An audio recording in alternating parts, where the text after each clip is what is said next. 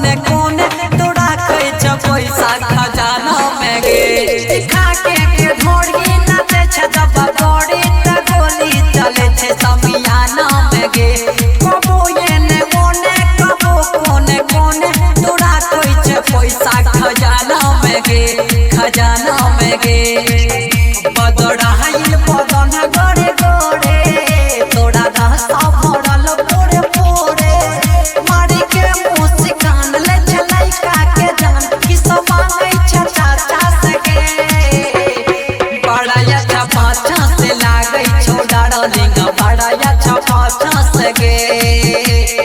बड़ा अच्छा पाछा से लागै छो डार्लिंग बड़ा अच्छा पाछा से गे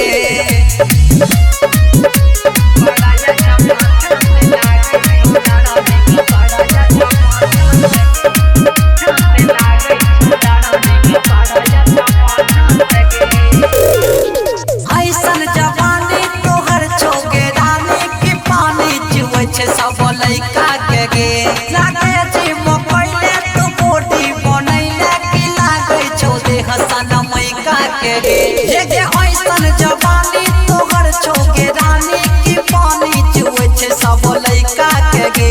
लागे जिम पहिले तू बॉडी बनैले कि लागे छौ देह सनमैका के गे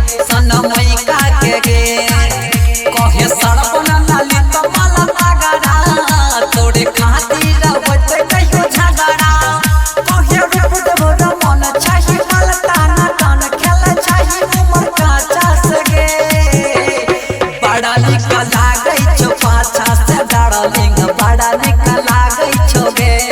हे गे बड़ा निक लागै छो पाछा से डार्लिंग बड़ा निक लागै छो गे हमारी रिकॉर्डिंग स्टूडियो संत कबीर चौक 70।